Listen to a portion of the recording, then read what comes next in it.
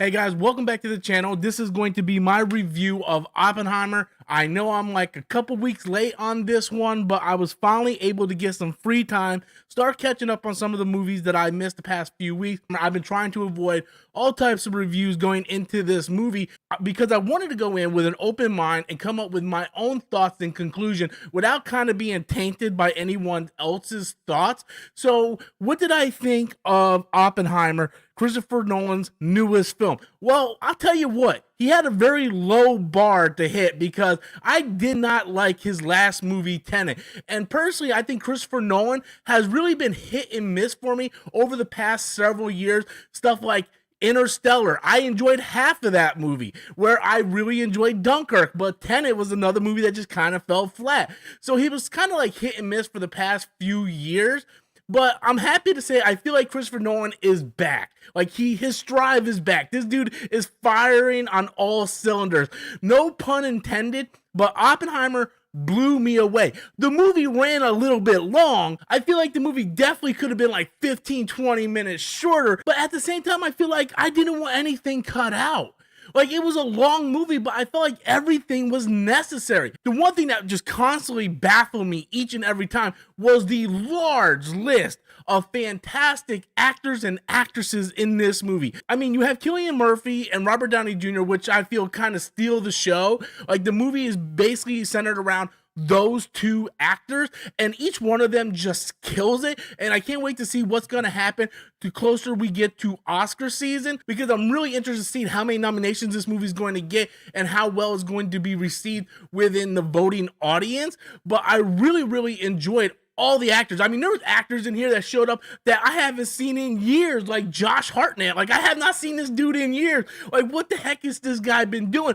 You have, like, Rami Malek show up. You know, Florence Pugh. And Florence Pugh, she's there. And let me tell you guys, she is there, if you know what I mean. Like, seeing Florence Pugh was fantastic. Seeing Florence Pugh was fantastic. You had Matt Damon, so many actors, Gary Oldman. Like, the list of actors and cameos go on for miles. Like Christopher Nolan and the casting director did a fantastic job just casting this movie, because this was A-list cast of actors and actresses across the board. So if you're not familiar with Oppenheimer was basically one of the lead scientists on the atomic bomb, which that we did eventually, launch on Japan. We launched 2 atomic bombs on Japan during World War II. And it's basically the story about this scientist, how he came about to develop the atomic bomb, and more importantly, I think the ramifications of what happened after World War II, after we launched those 2 bombs. I think it was just a fantastic character study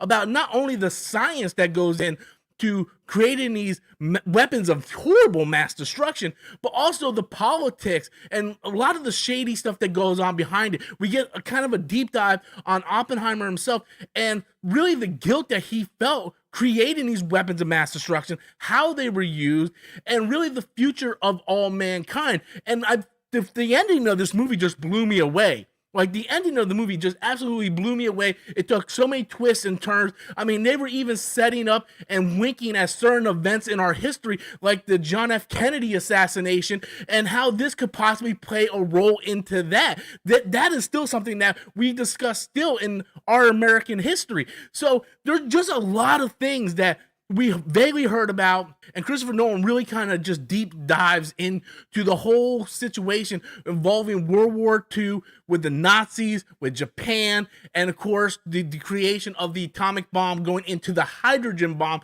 and now we're running into the nuclear holocaust situations that we are currently experiencing today.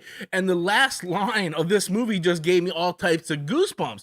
Like Cillian Murphy just this guy has always been a phenomenal actor, but he just took it to another level. He's just fantastic. And again, just so many great actors. Big shout out to Emily Blunt, who I did not originally mention, Kenneth Branagh, like so many actors. I can go on and on for how many actors and actresses were fantastic in this movie. Another thing that I really enjoyed and appreciated is the sound mixing and the score of the film. Now, Christopher Nolan always has great sound mixing, even if you don't like his movie. Like, I did not like Tenet at all, but the sound effects, the sound mixing was always good. Sometimes he gets a little carried away, and it actually drowns out the dialogue in the movie, but it was great balance this time. I think the sound mixing was really fantastic. It was on another level. You were able to hear all the dialogue goes on. And not only that, but the sound mixing as well as the visuals helps explain the story that, let's be honest, we're not scientists. We're not rocket scientists. We have no idea what splitting an atom is or all these different molecules and all that stuff that goes into making a bomb. But they tell the story in such a way using visuals and using the sound mixing and all that to help explain it better. And you really feel and see and hear, how much devastation that these type of weapons can actually create. Oppenheimer definitely was a movie that I was excited to go see. I'm happy I finally was able to go see it. I enjoyed my time. I felt like it ran like 15 minutes too long, but at the end of the day, I don't know what you cut out because everything was really, really important. I thoroughly enjoyed the movie from beginning to end. This has literally taken over my #1 spot for movie of the year, and it's just a phenomenal movie that I highly recommend. My verdict for Oppenheimer is a A. I give this movie a solid A. It's a fantastic movie. The only reason why it's not getting that A+ rating is because it was a little long. If it was like 15-20 minutes shorter, then it definitely would get my A+. It just, there was a few times in the movie where I was like, all right, we've been here since 2 o'clock. It's almost 6. Like, what's going on here?